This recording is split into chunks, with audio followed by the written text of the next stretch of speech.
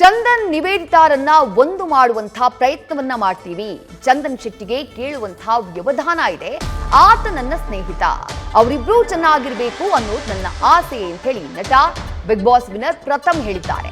ಇಲ್ಲವಾದ್ರೆ ಯುವ ಸರ್ಜಾ ಅವರ ಮೂಲಕ ಮಾತುಕತೆಯನ್ನ ನಾವು ಮಾಡಿಸ್ತೀವಿ, ಒಳ್ಳೇದ್ ಮಾಡೋಕೆ ಯಾರಾದ್ರೆ ಏನು ಅಂತ ಹೇಳಿ ಚಂದನ್ ನಿವೇದಿತಾ ಡಿವೋರ್ಸ್ ವಿಚಾರಕ್ಕೆ ಸಂಬಂಧಪಟ್ಟ ಹಾಗೆ ನಟ ಪ್ರಥಮ್ ರಿಯಾಕ್ಟ್ ಮಾಡಿದ್ದಾರೆ.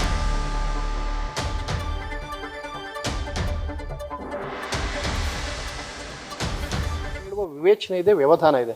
ಆತ ನನ್ನ ಸ್ನೇಹಿತ ಆದ್ರಿಂದ ನೋಡಪ್ಪ ಅವತ್ತು ನಾನೇ ಬೇಜಾರು ಮಾಡ್ಕೊಂಡಿದ್ದೆ, ಈಗ ಸಮಾಧಾನ ಆಗಿದ್ದೀವಿ ಅಂದರೆ ಈಗೊಂದು ಸಮಾಧಾನ ಮಾಡಿದ್ರೆ ಮಾಡ್ತೀವಿ. ಇಲ್ಲಾಂದರೆ ಧ್ರುವ ಸರ್ಜನ್ನು ಕೇಳ್ತೀವಿ, ಅಣ್ಣ ನಿನ್ನೆ ಚಿರು ಅವ್ರದ್ದು 4ನೇ ವರ್ಷದ ಪುಣ್ಯ ಸ್ಮರಣೆ ಇತ್ತು, ಮುಗಿಸ್ಕೊಂಡು ಆಗಿರಲ್ಲ, ಇವತ್ತಾದರೂ ಒಂಚೂರು ನೀವು ಧ್ವನಿ ಎತ್ತಿದ್ರೆ ಒಳ್ಳೇದು ಮಾಡೋಕ್ಕಾದ್ರೆ ಯಾರಾದ್ರೇನು ಸರ್, ನನಗೆ ಒಳ್ಳೇದಾಗಬೇಕು ಅಷ್ಟೇ ಇಂಟೆನ್ಷನ್.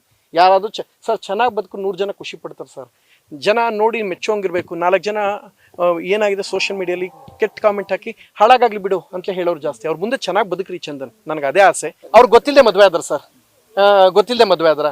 ಮದುವೆ ಆದ್ಮೇಲೆ ಇದಾಯ್ತೆ ಅಂದರೆ ಕರಿಯರ್ಗೆ ಯೋಚನೆ ಮಾಡಿರ್ತಾರೆ. ಬಟ್ ಬೇರ್ಪಟ್ಟು ಮಾಡೋದಕ್ಕೆ ಇಬ್ರು ಪೀಕ್ ಕೊಟ್ಟಾಯ್ತಾರೆ. ಈಗ ಸರ್ ಈಗ ಒಂದು ಎಕ್ಸಾಂಪಲ್, ಬೇರ್ಪಟ್ಟಿಗೆ ಇವ್ನು ಋತಿಕ್ ರೋಷನ್ ಅವರು ದೀಪಿಕಾ ಪಡ್ಕೊಂಡು ಆಗಕ್ಕಾಯ್ತಾ?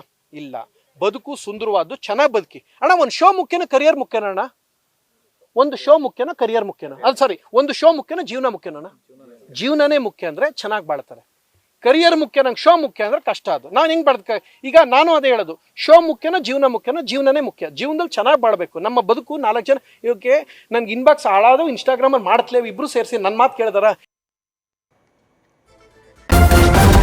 ನ್ಯೂಸ್ ಫಸ್ಟ್ ನಿರ್ಭೀತಿಯಿಂದ ನಿಮ್ಮ ಪರವಾಗಿ.